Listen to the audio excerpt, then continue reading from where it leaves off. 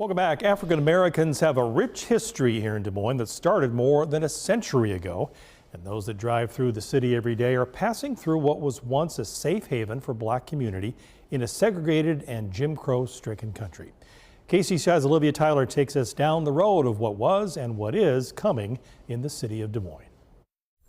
Everything that you would need to have a thriving black community, that's what the neighborhood had.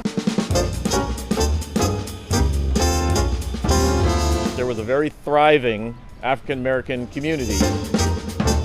Barbershops, pharmacies, dental offices, grocery stores, nightclubs, jazz clubs, hotels.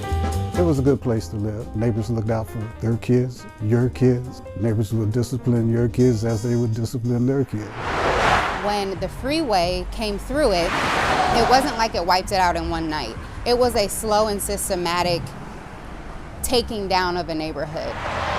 I-235, Iowa's most heavily used interstate, opened in Des Moines in 1961.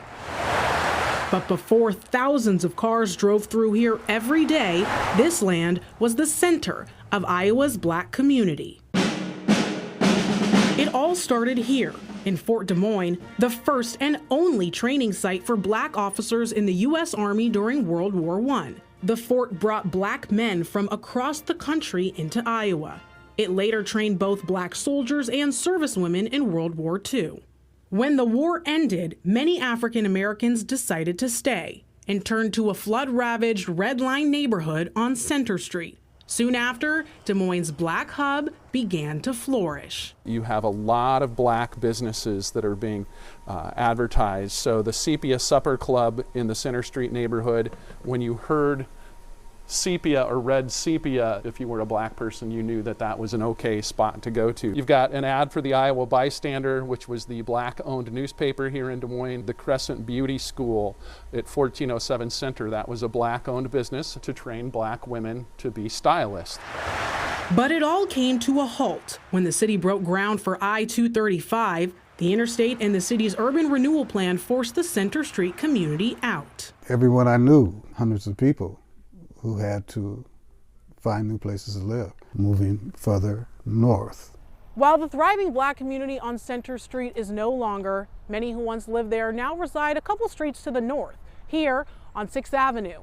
And the memories of what the community was remain, a legacy painted with the families that have been here for generations. So Center Street was actually on the other side, or exactly where the freeway is now. Jasmine Brooks grew up in Des Moines, so did her husband. Today, they are two of the only black developers in the state. The site that's behind you, that's now a parking lot, was a church at one point in time. And my grandfather used to own a building that used to be a business that's right across the street that's no longer there. Brooks is now executive director of 6th Avenue Corridor, an Iowa nonprofit focused on sustainable redevelopment of underutilized properties on 6th Avenue.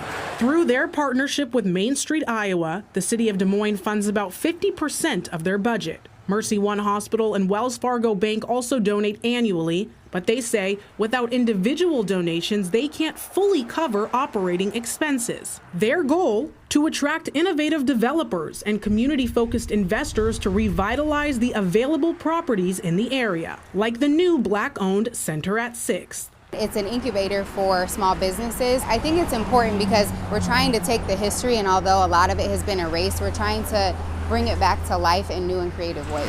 But trying to rally an entire community isn't an easy task. Darius Jackson has lived in the Riverbend neighborhood surrounding 6th Avenue for over 20 years. He says today there's a negative perception associated with the area. We have the highest concentration of social services in the city.